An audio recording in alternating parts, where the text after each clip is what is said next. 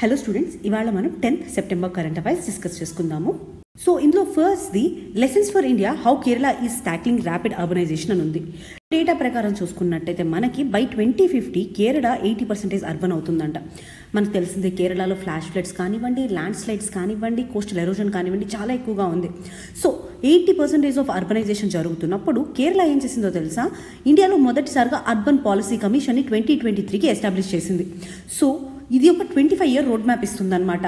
అంటే ఈ అర్బనైజేషన్ని ఎలా ట్యాకిల్ చేయాలి అని చెప్పేసి climate aware planning, data driven systems, చాలా యూనిక్ మోడల్స్ అనేవి ఇచ్చింది ఈ అర్బన్ పాలసీ కమిషన్ ఏదైతే ఉందో. సో ఈ కాంటెక్స్ట్లో మనం అర్బనైజేషన్ అంటే ఏంటి, అసలు ఫ్యాక్టర్స్ ఆఫ్ అర్బనైజేషన్ ఏంటి, అసలు ఎందుకు అర్బనైజేషన్ అనేది జరుగుతుంది, దాంతోపాటు దానివల్ల వస్తున్నటువంటి ఇష్యూస్ అండ్ రెమెడీస్ ఏంటి అనేది డిస్కస్ చేసుకుందాం. ఫస్ట్ చూసినట్టయితే అర్బనైజేషన్ అనేది ఒక డైనమిక్ ప్రాసెస్. జనరల్గా జనాలు రూరల్ ఏరియాస్ నుంచి అంటే పల్లెటూరుల నుంచి సిటీస్లోకి వెళ్ళే ప్రాసెస్ని మనం అర్బనైజేషన్ అంటాము. సో చాలా డ్రివెన్ ఫ్యాక్టర్స్ ఉంటాయి అనమాట. ఒకటి జాబ్స్, ఎకనామిక్ ఆపర్చునిటీస్ కానివ్వండి, ఇన్ఫ్రాస్ట్రక్చర్ డెవలప్ అవ్వడం కానివ్వండి, సోషల్ ఆస్పిరేషన్స్ వాళ్ళ డెవలప్మెంట్ కోసం, ఇవన్నీ అర్బనైజేషన్కి కారణాలు. ఎకనామిక్ సర్వే 2023 and 24 ప్రకారం చూసుకున్నట్టయితే by 2030 40% of the population urban ఏరియాస్లో ఉండబోతున్నారంట. ఇది గ్రోత్ని ప్రమోట్ చేస్తుంది, కానీ ఇన్ఈక్వాలిటీ కానివ్వండి, ఇంక్లూజివ్ డెవలప్మెంట్ లేకపోవడం కానివ్వండి, సో ఇలాంటి ఇష్యూస్ని కూడా చూస్తుంది. ఒక్కసారి అర్బనైజేషన్ యొక్క డేటా చూద్దాము. ఇక్కడ దాదాపు ఎంత అని చెప్పాము మనము, 30% ఆఫ్ ద పాపులేషన్ ఇవాళ అర్బన్ ఏరియాస్లో ఉంటున్నారు. And by 2030 41%, by 2050 50% of the population అనేది అర్బన్ ఏరియాలో ఉండబోతున్నారు. ఇది ప్రిడిక్షన్. నెక్స్ట్ వచ్చేటప్పటికి జీడిపికి చూసుకున్నట్టయితే 60% ఆఫ్ ద కాంట్రిబ్యూషన్ చేస్తే అర్బన్ ఏరియాస్, ఇప్పుడు అది 70%కి రైజ్ అవుతుంది కూడా. And every minute 20 to 30 people సిటీస్కి మైగ్రేట్ అవుతూ ఉంటారంట. బై 2050 చూసుకున్నట్టయితే 85 నుంచి 900 మిలియన్ అర్బన్ రెసిడెంట్స్ ఉండబోతున్నారు. అండ్ ఇక్కడ మనం అర్బనైజేషన్ హిస్టారిక్గా చూసుకుంటే 1950s 17% ఉండేవాళ్ళు. ఇప్పుడు 2025కి 35% ఆఫ్ ద పీపుల్ అర్బన్ ఏరియాస్లో ఉంటున్నారు. అండ్ ఇంకా మనం చూసుకున్నట్టయితే states 75% of the urban population 10 స్టేట్స్లోనే ఉంటున్నారనమాట. Maharashtra, UP, Tamil Nadu, West Bengal, Andhra Pradesh, Gujarat, Karnataka, MP, Rajasthan, Kerala. And so ఇది అర్బనైజేషన్ గురించి ఉన్నటువంటి డేటా. నెక్స్ట్ ఫ్యాక్టర్స్, అసలు ఎందుకు అర్బనైజేషన్ జరుగుతుంది అనేది చూద్దాము. పుష్ ఫ్యాక్టర్స్ అంటారు, ఇంకోటి పుల్ ఫ్యాక్టర్స్ అంటారు. పుష్ ఫ్యాక్టర్స్ అంటే ఏంటంటే, ఒక పల్లెటూరు నుంచి నార్మల్గా మనకి అర్బన్ ఏరియాస్కి వెళ్తున్నారు అనుకోండి, ఆ పల్లెటూరులో కానీ ఆ రూరల్ ఏరియాలో కానీ లేనటువంటి ఫ్యాక్టర్స్, దేనివల్ల వాళ్ళు అక్కడికి పుష్ అవ్వబడుతున్నారు అనే ఫ్యాక్టర్స్ పుష్ ఫ్యాక్టర్స్ అంటాము. ఫస్ట్ పాపులేషన్ ప్రెషర్ ఎక్కువైపోవడం వల్ల, రిసోర్సెస్ తక్కువ అవడం వల్ల, ఇన్ఫ్రాస్ట్రక్చర్ లేకపోవడం వల్ల, రూరల్ ఏరియాస్లో జాబ్ ఆఫర్స్ లేకపోవడం వల్ల, ఎడ్యుకేషనల్ ఆపర్చునిటీస్ సరిగ్గా లేకపోయినా, హెల్త్ కేర్ సరిగ్గా లేకపోయినా, అండ్ ఎకలాజికల్ అంటే ఇప్పుడు క్లైమేట్ చేంజ్ వల్ల మైగ్రేషన్లు కానివ్వండి, న్యాచురల్ డిజాస్టర్స్ కానివ్వండి, సోషల్ కంప్లైషన్స్ అంటే వనరబుల్ సెక్షన్స్ ఎక్స్క్లూడ్ అవ్వడం కానీ, ఇవన్నీ పుష్ ఫ్యాక్టర్స్గా ఉన్నాయి. అట్లానే పుల్ ఫ్యాక్టర్స్ అంటే ఇప్పుడు అర్బన్ ఏరియా ఉంది కదా, ఆ టౌన్లోకి ఎందుకని చెప్పేసి వీళ్ళ యొక్క ఆస్పిరేషన్స్ వల్ల కానివ్వండి ఏదైనా ఎందుకు వెళ్తున్నారు, అవి పుల్ ఫ్యాక్టర్స్.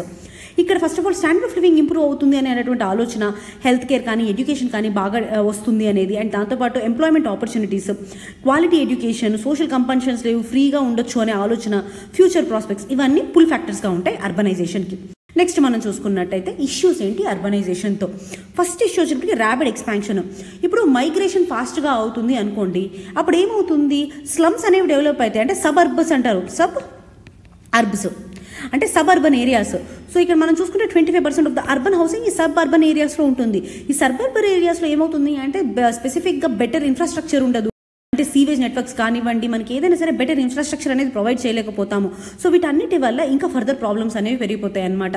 ముంబై లాంటి సిటీస్లో చూసుకుంటే more than 50% of the population స్లమ్స్లో ఉంటున్నారు. For example Dharavi world's largest slum.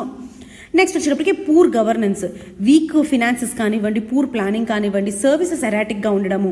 అంటే స్లమ్స్ అనేవి ఎప్పుడైతే ఎక్కువైపోతాయో అప్పుడు ఫినాన్సెస్ సరిగ్గా ఉండకపోవడం, ఇన్ఫ్రాస్ట్రక్చర్ డెవలప్ చేయడానికి, ప్లానింగ్ అనేది సరిగ్గా ఉండదు ఆ స్లమ్ డెవలప్ చేయడానికి, అండ్ దాంతోపాటు సర్వీసెస్ కూడా సరిగ్గా ఉండవు అనమాట.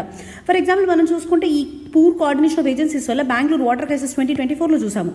నెక్స్ట్ వచ్చేటప్పటికి ప్లానింగ్ ఛాలెంజెస్. ఇక్కడ లోకల్ బాడీస్ మల్టిప్లిసిటీలో ఉండడము, జోనింగ్ లాస్ సరిగ్గా లేకపోవడము, ఫ్రేమ్వర్క్స్ అవుట్డేటెడ్గా ఉండడము, ఇవన్నీ అర్బనైజేషన్ వల్ల వచ్చినటువంటి ఇష్యూస్ అనమాట. అంటే ర్యాపిడ్ అర్బనైజేషన్ జరిగిపోయినప్పుడు ఏమవుతుంది అంటే, సరిగ్గా హౌస్ ప్లానింగ్ లేకుండా, ఆర్ ఫర్ ఎగ్జాంపుల్ లేక్స్ ఉన్నాయి, ఆ లేక్స్ని ఎన్క్రోచ్ చేసుకుంటూ కట్టేస్తూ ఉంటారు. అండ్ ఈ లోకల్ బాడీస్ మల్టిప్లిసిటీ ఉంటుంది, కరెక్ట్గా ఎగ్జాక్ట్గా ఒకటి ఉండదు లోకల్ బాడీ. సో ప్లానింగ్లో ఛాలెంజెస్ ఉంటాయి. అండ్ హౌసింగ్ ఛాలెంజెస్, ఇప్పుడు డెన్సిటీ నార్మ్స్ని ఫాలో అవ్వరు, రెంట్ కంట్రోల్ అవుట్డేటెడ్గా ఉంటుంది, అండ్ అర్బన్ లోకల్ ఫినాన్సెస్ కూడా మేనేజ్ చేయడానికి చాలా వీక్గా ఉంటాయి అన్నమాట. ఫర్ ఎగ్జాంపుల్ మనం చూసుకుంటే ధారావి రీడెవలప్మెంట్ ప్రాజెక్ట్ కానివ్వండి, ఒరిస్సాస్లో జాగా మిషన్ కానివ్వండి, స్లమ్ డెవలపర్స్కి ల్యాండ్ రైట్స్ ఇవ్వడం జరిగింది. నెక్స్ట్ చూసుకున్నట్టయితే సర్వీస్ డెలివరీ. ఇప్పుడు సర్వీసెస్ ఎవరు డెలివర్ చేయాలి, దాని అకౌంటబిలిటీ ఎవరు తీసుకోవాలి, ఆ కాస్ట్ రికవరీ ఎలా చేయాలి, రెగ్యులేటర్ ఎవరు ఉండాలి అనేది క్లియర్గా లేకపోవడం అనమాట. సో ఇక్కడ మనం చూసుకున్నట్టయితే యమునా సప్లై ఉన్నా సరే ఢిల్లీ జల్ బోర్డు వాటర్ డిస్ట్రిబ్యూషన్లో ఇష్యూస్ ఫేస్ చేస్తూ ఉంటుంది. అండ్ ఇంకా మనకి స్వచ్ఛ భారత్ మిషన్ 4000+ టౌన్స్కి శానిటేషన్ ఇంప్రూవ్ చేస్తూ ఉంటుంది అనమాట. అంటే డిఫరెంట్ ఏజెన్సీస్ మధ్య ఇది అనేది ఉంది, కానీ ఒక పర్టికులర్ ఏజెన్సీ అనేది స్లమ్స్ కోసం డివోట్ చేసి లేదు. నెక్స్ట్ వచ్చేటప్పటికి ఇన్ఫ్రాస్ట్రక్చర్, దానికి రెవెన్యూ డెఫిసిట్స్, క్రెడిట్ వర్తినెస్ లేకపోవడము, వెహికల్ని బేస్ చేసుకుని ఆ ఫోకస్తో మనం ప్లానింగ్ చేయడం అనేవి ఇష్యూస్ అనమాట. బెంగళూరు ట్రాఫిక్ కంజెషన్ కానివ్వండి, ఇవన్నీ ఎగ్జాంపుల్స్గా ఉన్నాయి. అండ్ నెక్స్ట్ చూసుకున్నట్టయితే environment, pollution, climate change and poor quality of life అనేది పెరుగుతుంది. ఇంకా దానికి చెప్పాలి అంటే major reason air quality issues, graded response action plan కానివ్వండి, స్మాగ్ టవర్స్ కానీ ఇవన్నీ ఎగ్జాంపుల్స్గా ఉన్నాయి. నెక్స్ట్ చూసుకున్నట్టయితే ఈ అర్బన్ ప్రాబ్లమ్స్కి ఉన్నటువంటి రెమెడీస్ ఏంటి? ఫస్ట్ రెమెడీ వచ్చేటప్పటికి integrated urban planning. Urban planning చేసేటప్పుడు గవర్నెన్స్, దాంతోపాటు GIS బేస్డ్ మ్యాపింగ్ అనేది చేయాలి. ఎగ్జాంపుల్ సూరత్ అండ్ భూపాల్ మనం అట్లనే చూడొచ్చు. నెక్స్ట్ ఇంకొచ్చేటప్పటికి ఎఫోర్డబుల్ అండ్ ఇంక్లూజివ్ హౌసింగ్. ఈ హౌసింగ్ ఏదైతే తీసుకుంటున్నామో ఎఫోర్డబుల్గా అందరికీ అందరూ కొనుక్కునేటటువంటి వీలుగా పబ్లిక్ ప్రైవేట్ పార్ట్నర్షిప్స్తో, సబ్సిడీస్తో, వీటన్నిటితో రావాల్సి ఉంటుందన్నమాట. ఫర్ ఎగ్జాంపుల్ ప్రధానమంత్రి ఆవాస్ యోజన తీసుకొచ్చాం కదా, దాదాపు 122 lakh హౌసెస్ని శాంక్షన్ చేయడం జరిగింది. ఇంకోటి స్ట్రెంథనింగ్ అర్బన్ లోకల్ బాడీస్, వీటికి ఫండ్స్ కానీ ఈ గవర్నెన్స్ కానివ్వండి, మున్సిపల్ బాండ్స్ కానీ ప్రొవైడ్ చేయడం వల్ల మనం ఈ అర్బన్ లోకల్ బాడీస్ని స్ట్రెంథన్ చేయొచ్చు. Example Pune and Ahmedabad. ఆ తర్వాత చూసుకున్నట్టయితే mass transit and green mobility, metros, BRTS, cycling కోసం స్పెసిఫిక్ లేన్స్, EV అడాప్షన్, వీటన్నిటి ముందుకు తీసుకెళ్లడం. ఇంకోటి waste and sanitation reforms, circular economy కానివ్వండి, కంపోస్టింగ్ కానివ్వండి, ఇవన్నీ వేస్ట్ అండ్ శానిటేషన్ రిఫార్మ్స్ తీసుకురావడము. అండ్ వచ్చేటప్పటికి urban resilience, green cover expand చేయడము. అండ్ ఫర్ ఎగ్జాంపుల్ చెన్నైలో మియావాకీ ఫారెస్ట్ కట్టాం కదా, అట్లానే. ఇంకోటి స్లమ్ రీహాబిలిటేషన్, ఇన్సైటివ్గా స్లమ్స్ని అప్గ్రేడ్ చేయడం, హౌసింగ్ రైట్స్ ఇవ్వడం, వాళ్ళకి రీడెవలప్మెంట్ ప్రాజెక్ట్స్ చేయడము. ఫర్ ఎగ్జాంపుల్ మనం ధారావి రీడెవలప్మెంట్ ప్రాజెక్ట్ చేసాం కదా, అట్లానే. ఇంకొకటి అర్బన్ లైవ్లీహుడ్స్ అండ్ దాంతోపాటు స్కిల్ డెవలప్మెంట్ అర్బన్ పూర్కి, సో దట్ ఇన్ఫార్మల్ వర్కర్స్ని సపోర్ట్ చేస్తాము. డిజిటల్ అర్బన్ గవర్నెన్స్ అంటే డేటా డ్రైవెన్ ప్లానింగ్ కానివ్వండి, ఫీడ్బ్యాక్ మెకానిజమ్స్ కానీ తీసుకురావడము. అండ్ ఇక gender sensitive urban design, public స్పేసెస్ని ఇంక్లూజివ్గా చేయడము, ఉమెన్కి సేఫర్ మొబిలిటీ ఇవ్వడము అనేవి మనం చేయాల్సినటువంటి థింగ్స్ అనమాట. ఇని ఒకసారి వరల్డ్లో ఉన్నటువంటి బెస్ట్ ప్రాక్టీసెస్ ఏంటి ఆర్గనైజేషన్ కానీ చూద్దాము. ఇండోర్లో చూసుకున్నట్టయితే జీరో వేస్ట్ మోడల్ తీసుకురావడము, స్వచ్ఛ సర్వేక్షణలో టాప్ ర్యాంకర్గా నిలిచింది ఇండోర్. కొచ్చిలో చూసుకుంటే ఫస్ట్ వాటర్ మెట్రో తీసుకొచ్చాం మనము. అండ్ బ్రెజిల్లో కుర్చివా అని చెప్పేసి ఒక టౌన్ ఉంటుందన్నమాట, అక్కడ BRTS చాలా ఎఫిషియెంట్గా ఉంటుంది ఇంక్లూజివ్ ప్లానింగ్లో. అండ్ దాంతోపాటు సింగపూర్లో గార్డెన్స్ బై ద బే అని చెప్పేసి వర్టికల్ గార్డెన్స్ అని రైన్ వాటర్ హార్వెస్టింగ్ తీసుకొచ్చారు. మెడాసా సిటీ UAEలో నెట్ జీరో కార్బన్ సిటీ అయింది. అండ్ పెడెస్ట్రియన్ ఫ్రెండ్లీ డిజైన్స్ని ఇందులో ప్రమోట్ చేశారనమాట. సో ఇవన్నీ బెస్ట్ ప్రాక్టీసెస్. గవర్నమెంట్ ఇనిషియేటివ్స్ ఏంటి అంటే smart cities mission, 100 smart cities inclusive and resilient ఇన్ఫ్రాస్ట్రక్చర్ని డెవలప్ చేయడం. దీని కింద ప్రధానమంత్రి ఆవాస్ యోజన హౌసింగ్ కోసము, Amrut basic urban infrastructure development కోసం అని చెప్పేసి. ఇంకోటి Swachh Bharat mission sanitation and hygiene development కోసము, national rural urban livelihood mission తీసుకురావడం, దానివల్ల స్కిల్ ట్రైనింగ్ అవన్నీ ఇవ్వడం జరిగిందనమాట. సో బేసిక్ మనం చూసుకున్నట్టయితే అర్బనైజేషన్ అనేది ఇండియా ఒక గ్రోత్ని ఫ్యూయల్ చేస్తుంది, అట్లానే ఇన్ఈక్వాలిటీని కూడా. సో SDG 11 ఏదైతే సస్టైనబిలిటీ సిటీస్ ఉందో దాన్ని మనం అలైన్ చేసుకుంటూ ముందుకు వెళ్ళాలన్నమాట. సో దానివల్ల inclusive development, resilience and innovative policies అనేవి వస్తాయి. సో ఇది అర్బనైజేషన్ గురించి. నెక్స్ట్ వచ్చేటప్పటికి could our everyday artificial intelligent chat bots become conscious అని చెప్పేసి ఉందన్నమాట. అంటే రోజు మనం రెగ్యులర్గా ఈ ChatGPT ఇవి వాడుతున్నాం కదా, ఇవి నిజంగానే ఆర్టిఫిషియల్ ఇంటెలిజెన్స్ కాన్షియస్ అవుతుందా, కరెక్ట్గానే కాన్షియస్ హ్యూమన్ బ్రెయిన్ లాగా ఆలోచించి ఆన్సర్స్ ఇవ్వగలుగుతుందా అనేది క్వశ్చన్ అనమాట. సో ఫస్ట్ ఆఫ్ ఆల్ ఈ large language model chat box ఏవైతే ఉన్నాయో హెల్త్ కేర్లో, ఎడ్యుకేషన్లో, కన్స్యూమర్ సర్వీసెస్లో అన్నింటిలో వాడుతున్నాం అనమాట. సో బేసిక్గా కాన్షియస్నెస్ అంటే ఇప్పుడు 2 రకాలుగా ఉంటుంది. ఫస్ట్ ఫినామినల్ కాన్షియస్నెస్ అంటారు. అంటే ఇప్పుడు for example subjective felt experience. ఇప్పుడు ఫర్ ఎగ్జాంపుల్ ఒక హ్యూమన్ ఉన్నారు, నీకు ఏదైనా దెబ్బ తగిలినప్పుడు నువ్వు అది ఫీల్ అవుతున్నావు కదా, దాన్ని ఫినామినల్ కాన్సిక్వెన్స్ అంటారు. సబ్జెక్టివ్గా ఒక పర్సన్ ఫీల్ అయిన తర్వాత వచ్చినటువంటి కాన్షియస్నెస్ అది. రెండోది యాక్సెస్ కాన్షియస్నెస్. అంటే ఫర్ ఎగ్జాంపుల్ ఇప్పుడు మనం ఒక హ్యూమనే ఉన్నాము, నాకు ఇలా దెబ్బ తగిలింది ఒక పర్సన్కి చెప్పామన్నమాట. సో దానివల్ల ఆ నాలెడ్జ్ తీసుకోవడము, అది ఎలా ఫీల్ అవుతుందో ఆ పర్సన్ అసెస్ చేయడము. సో దాన్నే మనం యాక్సెస్ కాన్షియస్నెస్ అంటామన్నమాట. హ్యూమన్స్ చూసుకున్నట్టయితే 2 రకాల కాన్షియస్నెస్ అనేది ఉంటుంది. ఆర్టిఫిషియల్ ఇంటెలిజెన్స్కి ఓన్లీ యాక్సెస్ కాన్షియస్ మాత్రమే ఉంటుంది, అవేర్నెస్ అనేది క్లియర్గా ఉండదు అనమాట. సో బేసిక్గా ఎలిజా ఎఫెక్ట్ అంటారు. హ్యూమన్స్ ఇప్పుడు మనం చూసుకున్నట్టయితే ఈ పర్సనల్ థెరపిస్ట్ లాగా అయిపోయింది ChatGPT. ప్రతి క్వశ్చన్ చాట్ బాక్స్కి ఇస్తున్నారు. చాట్ బాక్స్ కూడా హ్యూమన్స్ ఉన్నటువంటి ఎంపతి, ఎమోషన్స్ వాటిని మిమిక్ చేస్తూ మాట్లాడుతున్నాయి అనమాట. సో బేసిక్గా దీన్నే ఎలిజా ఎఫెక్ట్ అంటారనమాట. హ్యూమన్స్ ఏంటి అంటే ఒక ఆంథ్రోపోమార్ఫిక్ మెషిన్స్, వీళ్ళు ఒక ఇంటెంట్ కావాలి, మన హ్యూమన్ బ్రెయిన్ అనేది ఒక ఏజెన్సీ కావాలి, మనకు ఒక సపోర్టివ్ థింక్ కావాలి అనేది కోరుకుంటూ ఉంటుంది. సో అది మిస్టేకన్గా మనం చెప్పాలి అంటే ChatGPT కానీ చాట్ బాట్స్ కానీ ఏవైతే ఉన్నాయో ఫేక్ అట్రిబ్యూషన్ ఇస్తున్నాయి అనమాట. కాన్షియస్నెస్ ఉంది అన్నట్టు ఆర్టిఫిషియల్ ఇంటెలిజెన్స్కి, ఎంపతి ఇవన్నిటితో, కానీ నిజానికి వాటికి కాన్షియస్నెస్ ఉండదు. సో దీన్నే ఎలిజా ఎఫెక్ట్ అంటారు. అందుకని చెప్పేసి మనకి ఇది న్యూస్లో ఉంది. సో ఈ కాంటెక్స్లో మనం ఇంటెలిజెన్స్ అంటే ఏంటి, దాని అప్లికేషన్ అండ్ ఛాలెంజెస్ చూద్దాము. ఫస్ట్, ఆర్టిఫిషియల్ ఇంటెలిజెన్స్ అంటే ఏంటి? ఇది హ్యూమన్ ఇంటెలిజెన్స్ యొక్క స్టిమ్యులేషన్ మిషన్స్ ద్వారా. సో దానివల్ల ఏంటి అంటే అవి లెర్నింగ్ కానీ, రీజనింగ్ కానీ, ప్రాబ్లమ్ సాల్వింగ్ కానీ ఇలాంటి టాస్క్ని చేపడుతూ ఉంటాయి అన్నమాట. గ్లోబల్లీ ఆర్టిఫిషియల్ ఇంటెలిజెన్స్ లేబర్ మార్కెట్నే డిస్టర్బ్ చేస్తుంది దాని యొక్క స్కిల్స్తో. గ్లోబల్ కాంటెక్స్లో మనం చూసుకున్నట్టయితే జనరేటివ్ ఆర్టిఫిషియల్ ఇంటెలిజెన్స్ $3 బిలియన్ ఉండేది 2022లో, ఇప్పుడు $25.2 బిలియన్ 2023కి. మార్కెట్ అంతా పెరిగింది. అండ్ దాంతో పాటు కార్పొరేట్ ఆర్టిఫిషియల్ ఇంటెలిజెన్స్ ఇన్వెస్ట్మెంట్ చూసుకున్నట్టయితే $761 బిలియన్ ఉందన్నమాట. ఓవరాల్గా 62,000 AI పేటెంట్స్ జనరేట్ అయ్యాయి ఓన్లీ 2022లో చూసుకున్నట్టయితే. ఇంకా జాబ్ డిస్ప్లేస్మెంట్స్ చూసుకుంటే ILO దాదాపు 75 మిలియన్ జాబ్స్ రిస్క్లో ఉంటాయని చెప్పింది. యూకేలో దాదాపు 7-18% జాబ్స్ ఎక్స్పోజ్ అయ్యి ఉన్నాయి. అండ్ దాంతోపాటు 45% ఆఫ్ యూఎస్ జాబ్స్ ఎక్స్పోజ్ అని చెప్పేసి చెప్పడం జరిగిందనమాట. సో ఇండియన్ కాంటెక్స్లో చూద్దాము. సో ఇక్కడ మన ఇండియన్ కాంటెక్స్లో 68% ఆఫ్ Indian white collar workers artificial intelligence driven automation కోసం భయపడుతున్నారు. అండ్ దాంతోపాటు ఆర్టిఫిషియల్ ఇంటెలిజెన్స్ మార్కెట్ కూడా చూసుకున్నట్టయితే కాంపౌండ్ యాన్యువల్ గ్రోత్ రేట్ 25 నుంచి 2035 వరకు బై 2027 పెరుగుతుందంట. అండ్ ఇది డిజిటల్ ఎకానమీని కూడా ప్రమోట్ చేస్తుంది. $1 ట్రిలియన్ మార్క్ని క్రాస్ చేయబోతుంది. సో ఇది ఇండియన్ ఆర్టిఫిషియల్ ఇంటెలిజెన్స్ ఒక థింగ్. నెక్స్ట్ ఒకసారి మనం అప్లికేషన్స్ ఆఫ్ ఆర్టిఫిషియల్ ఇంటెలిజెన్స్ చూద్దాము. ఎడ్యుకేషన్లో మనం చూసుకున్నట్టయితే ఫస్ట్ ది పర్సనలైజ్డ్ లెర్నింగ్ అనమాట. సో ఇందులో ఏంటి అంటే ఆర్టిఫిషియల్ ఇంటెలిజెన్స్ లెర్నింగ్ ఎక్స్పీరియన్సెస్ ఉన్నాయి కదా, వాటిని కస్టమైజ్ చేసుకోవచ్చు. అండ్ దాంతోపాటు ఇండివిజువల్ యొక్క నీడ్స్కి సంబంధించి, ఇండివిజువల్ యొక్క పేస్కి సంబంధించి మనం దాన్ని ఆ రకంగా క్యూరేట్ చేసుకోవచ్చు అనమాట. అండ్ దాంతోపాటు అండర్స్టాండింగ్ అండ్ రిటెన్షన్ కూడా ఈ ఆర్టిఫిషియల్ ఇంటెలిజెన్స్ ద్వారా పెరుగుతుంది. అండ్ నేషనల్ ఎడ్యుకేషన్ పాలసీ 2020కి ఇది అలైన్ అవుతుంది. నెక్స్ట్ వచ్చేప్పటికి అడాప్టివ్ లెర్నింగ్ సిస్టమ్స్. అంటే ఇప్పుడు లెర్నర్ అంటే ఇప్పుడు ఎవరైతే నేర్చుకుంటున్నారో వాళ్ళ యొక్క పర్ఫార్మెన్స్కి ఆధారంగా కంటెంట్ని డైనమిక్గా ప్రజెంట్ చేయడం, ఎప్పటికప్పుడు ఆ డిఫికల్టీ లెవెల్ని అడ్జస్ట్ చేసుకుంటూ వెళ్ళడం. సో దానివల్ల ఇంక్లూజివ్ ఎడ్యుకేషన్ అనేది ప్రమోట్ అవుతుంది. ఇంకోటి ఆటోమేటిక్ అసెస్మెంట్ అండ్ గ్రేడింగ్. బేసిక్గా మనం ఏదైనా సరే ఇప్పుడు ఒకవేళ నేర్చుకున్నాము అనుకోండి, దాన్ని ఆటోమేటిక్గా ఎవాల్యుయేట్ చేసుకోవడం, అసైన్మెంట్స్ కానీ ఎగ్జామ్స్ కానివ్వండి. సో ఓవరాల్గా వర్క్ లోడ్ తగ్గుతుంది, బయాసెస్ తగ్గుతాయి, ఎడ్యుకేషనల్ అడ్మినిస్ట్రేషన్ అనేది బాగా పెరుగుతుంది. నెక్స్ట్ వచ్చేటప్పటికి intelligent tutoring systems, personalised feedback ఇవ్వడము, లెర్నింగ్ గ్యాప్స్ని తగ్గించడము. అండ్ కాంపిటేటివ్ ఎగ్జామ్స్ లైక్ QPSCకి బాగా యూజ్ అవుతుంది. అండ్ AI driven content delivery and recommendation. So study materials కానీ రిసోర్సెస్ ఉన్నాయి కదా, వాటిని క్యూరేట్ చేయడము, రికమెండ్ చేయడము. అండ్ లెర్నింగ్ని ఆప్టిమైజ్ చేస్తుంది. Government initiatives and skill development. NEP 2020 కూడా ఆర్టిఫిషియల్ ఇంటెలిజెన్స్ని కరికులం అండ్ ట్రైనింగ్లో ఇంట్రడ్యూస్ చేయాలి అనమాట.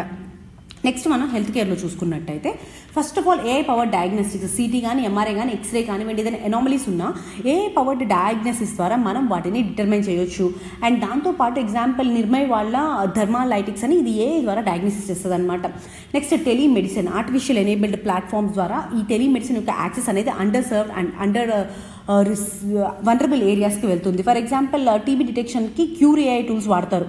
నెక్స్ట్ డ్రగ్ డిస్కవరీ అండ్ డెవలప్మెంట్లో, సో కొత్త రకమైనటువంటి డ్రగ్స్ డిస్కవర్ చేయాలన్నా, కాస్ట్ రెడ్యూసింగ్ డ్రగ్స్ డిస్కవర్ చేయాలి అనుకున్నా సరే ఎఫోర్డబుల్ ఫార్మస్యూటికల్ ఇన్నోవేషన్కి బాగా హెల్ప్ అవుతుంది. అండ్ ఇంకోటి administrative automation and patient management, అపాయింట్మెంట్స్ని షెడ్యూల్ చేయడం, ఫాలో అప్స్ చేయడము అండ్ ఎంక్వైరీస్ని ఆటోమేట్ చేయడం ఇందులో ఉంటుందన్నమాట. ఇంకోటి precision medicine and personalised treatment, genetic and molecular డేటాని అనలైజ్ చేసుకుని టైలర్డ్ ట్రీట్మెంట్ ప్లాన్స్ ఇస్తుంది. ఎగ్జాంపుల్ ఇండోజీనోమ్ ప్రాజెక్ట్ లాగా. అండ్ ఇంకోటి AI driven public health and disease surveillance, outbreaks ఏదైతే వస్తున్నాయో వాటిని ప్రిడిక్ట్ చేయడము, హెల్త్ డేటా అనలైజ్ పాలసీ మేకింగ్లో హెల్ప్ అవుతుంది అనమాట. నెక్స్ట్ అగ్రికల్చర్లో చూసుకున్నట్టయితే పర్సెషన్ ఫార్మింగ్, క్రాప్ డెవలప్మెంట్లో అంటే UAVs అంటే డ్రోన్స్ యూస్ చేసుకోవడం, IoT సెన్సర్స్ యూస్ చేసుకోవడం, శాటిలైట్స్ ఇరిగేషన్స్కి వాటికి యూస్ చేసుకోవడము. ఇంకోటి పెస్ట్ అండ్ డిసీజ్ సర్వైలెన్స్లో మెషిన్ లెర్నింగ్ లాంటివి యూస్ చేసుకొని కొత్త డెవలప్మెంట్స్ ద్వారా డిసీజెస్ని డిటెక్ట్ చేసుకోవడము. ఎగ్జాంపుల్ ప్లాంటిక్స్ యాప్ MLని యూస్ చేసుకొని డిసీజెస్ని డిటెక్ట్ చేస్తుంది. నెక్స్ట్ చూసుకున్నట్టయితే automatic weed destruction and management, computer vision వల్ల ఏమవుతుంది అంటే వీడ్స్ని క్రాప్స్ నుంచి డిస్టింగ్విష్ చేయడము.